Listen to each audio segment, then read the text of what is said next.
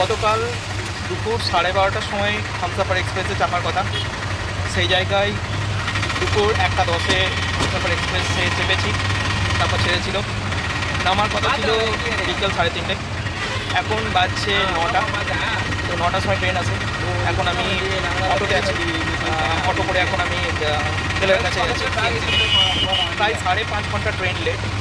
তো Humsafar এক্সপ্রেসকে hats off. তুমি আমার সফরে এত বাধা তৈরি করেছো যে তোমাকে আমি হামসাফার বলতে পারছি না। 5.5 ঘন্টা ট্রেন লেটে পর প্রায় 32 ঘন্টা যুদ্ধের পরে অবশেষে কাঠবাড়ি জাংশনে নেমেছি। এখন যাচ্ছি সিএমসি হসপিটালে, পরশু দিন আমার অ্যাপয়েন্টমেন্ট আছে। তো দেখা যাক কী হয়।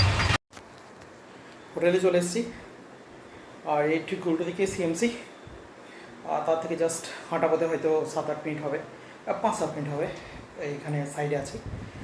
আর এখানে হোটেলের রেট খুব একটা যে বেশি সেটা নয়, মানে এখনকার অনুসারে, কারণ 400 টাকা করে ভাড়া বলেছে নন এসি রুম, এবং আমি আছে সেকেন্ড ফ্লোর 301 নম্বর রুমে, আমি ওটার মধ্যেই।